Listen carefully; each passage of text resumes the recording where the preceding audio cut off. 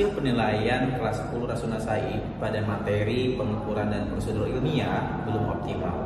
Sebanyak 75% dari siswa belum mencapai kriteria ketercapaian pembelajaran yang sudah ditetapkan. Saya melihat bahwa mereka belum mampu menyelesaikan soal-soal yang membutuhkan kemampuan berpikir tingkat tinggi. Saya melihat bahwa mereka belum mampu untuk mengidentifikasi masalah, kemudian menentukan solusi dari permasalahan, serta menerapkan solusi yang mereka tentukan sebelumnya. Jika ini dibiarkan, saya khawatir ini akan berdampak tidak hanya pada pencapaian akademik mereka, tetapi juga pada bagaimana mereka bisa menyelesaikan permasalahan yang ada di kehidupan sehari-hari. Oleh karena itu, dibutuhkan suatu praktik pembelajaran yang bisa mengatasi permasalahan ini. Tantangan yang ingin diatasi dalam praktik pembelajaran ini adalah bagaimana mengembangkan kemampuan problem solving murid. Tantangan yang kedua adalah bagaimana mengakomodasi kebutuhan belajar murid seperti kesiapan belajar mereka serta profil belajar mereka. Perancangan pembelajaran dimulai dengan memahami capaian pembelajaran untuk mata pelajaran fisika fase E kelas 10.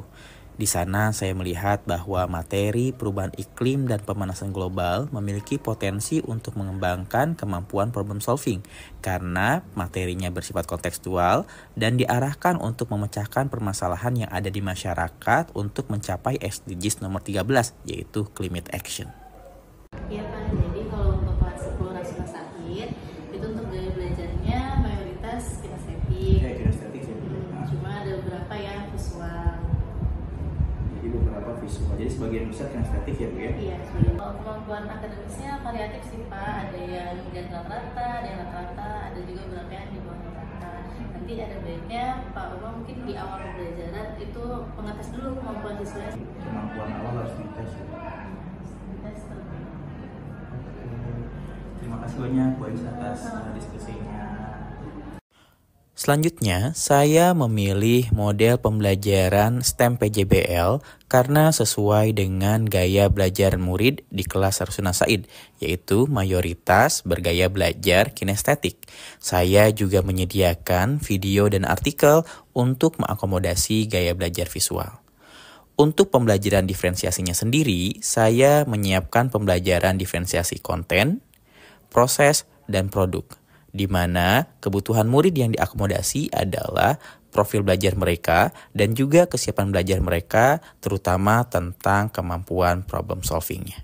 Aktivitas pembelajaran tersebut dikumpulkan dalam lembar kerja yang diuji validasinya dan didiseminasikan dalam International Conference ICOP 2023. Aktivitas dan kesehatan masyarakat. Pada Januari 2018 ada sekitar 5.700. Dan bencana alam itu apa hubungannya? Dan yang terakhir, kita akan berdiskusi apa sih solusinya biar kita bisa mengurangi dampak dari bencana alam tersebut.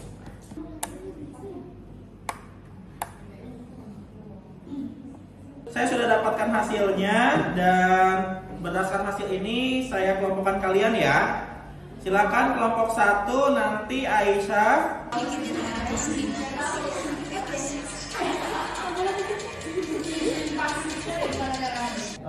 Memutuskan atau menyimpulkan kebakaran hutan itu disebabkan oleh pemanasan global ya, perubahan iklim. Apa alasannya, coba jelaskan. Alasannya ya karena misalkan kalau misalkan suhunya meningkat, misalkan rumput-rumput yang di hutan itu bakal terbakar karena panas matahari kan, panas gitu. Jadi ya nanti ada api terus nyebar jadi kebakaran hutan. Oke, jadi menyebar jadi kebakaran hutan. Oke, itu berkaitan dengan mataharinya. Kalau dengan aktivitas manusia apa? Seperti ini, membuang puntung rokok sembarangan. Oke, puntung rokok sembarangan dibuang. Ini menyebabkan Kebakaran. Nah, kalau air tanahnya sendiri? Tidak. Perubahan iklim sebenarnya merupakan memanasnya iklim bumi secara umum atau bisa dibilang juga sebagai fenomena meningkatnya suhu rata-rata di bumi. Tempat tinggal buat hewan sama manusia itu jadi hilang. Oke, tempat tinggal hewan dan manusia jadi hilang. Kalau berkaitan dengan korban jiwa bisa menyebabkan korban jiwa enggak? Iya, bisa. Betul ya, korban jiwa, kemudian korban harta, rumah, tidak punya tempat tinggal dan sebagainya. Ini memang punya dampak yang luar biasa ya bagi kehidupan kita atau kehidupan alam. Nah, untuk bisa memahami, kemudian menyusun langkah-langkah yang harus dilakukan agar bisa membantu ya mengurangi korban bencana alam. Ya. Siap belajar? Siap belajar? Benar atau salah? Halo? Benar atau salah?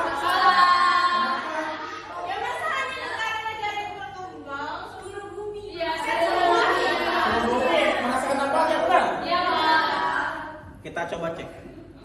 Benar ya. Bukan ya.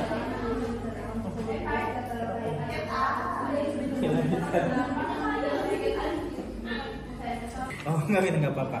Oke, gambarnya seperti ini ya. Boleh dijelaskan apa itu bagian-bagiannya? Yang ini sensor ultrasoniknya, yang ini objek. Terus yang gelombang ini gelombang yang dipantulkan. Jadi yang memantulkan gelombangnya.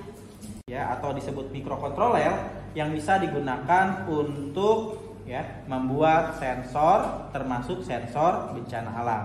Ya. Nah, saya sudah menyiapkan beberapa. Boleh dibantu dibagikan? Nah,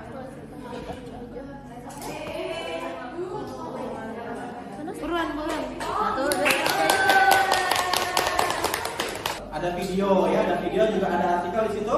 Silakan ditonton videonya ya. Silakan setelah itu teman-teman jawab pertanyaan-pertanyaan sehingga di akhir teman-teman bisa membuat rancangan sensor dengan menggunakan mikrobit. Oke. Dapat mengatasi bencana kebakaran di berbagai tempat. Oke. Untuk gambarnya, Coba tuliskan. Oke. Gambarnya ya di sini ya. Ini sensornya, ini mikrobitnya mana? ini mikrobitnya. Oke. Sip, good job. Tepuk tangan untuk kelompok 3. Jadi kan itu yang itu. Bang? Ada sekitar. Kelihatan? Satu. Ustadz berhasil.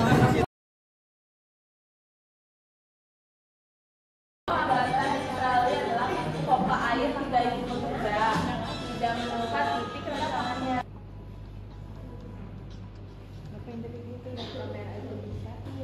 Grafik menunjukkan peningkatan indikator kemampuan problem solving dengan kategori rendah dan sedang.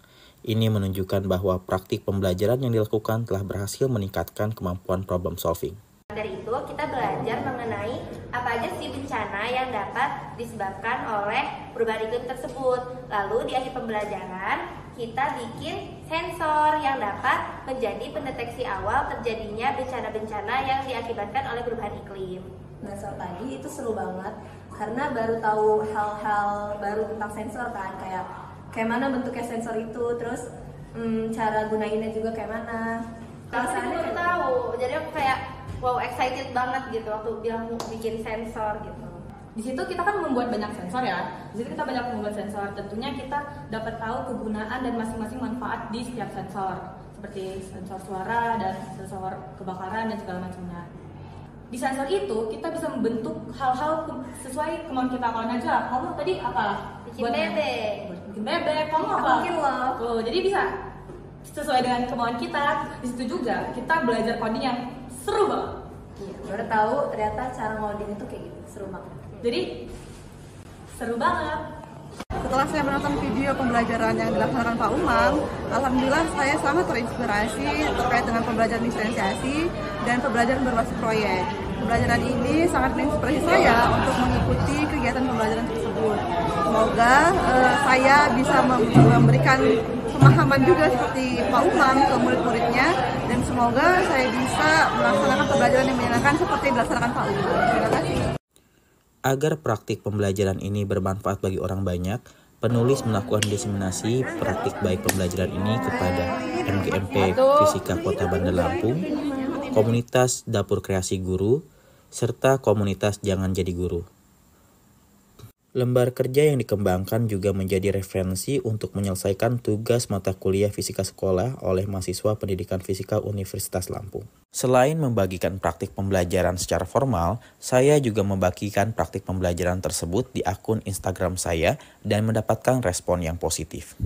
Lembar kerja yang telah dikembangkan telah melalui proses perbaikan dan sudah tercatat dalam hak kekayaan intelektual. Demikian praktik pembelajaran yang telah saya lakukan. Semoga bermanfaat.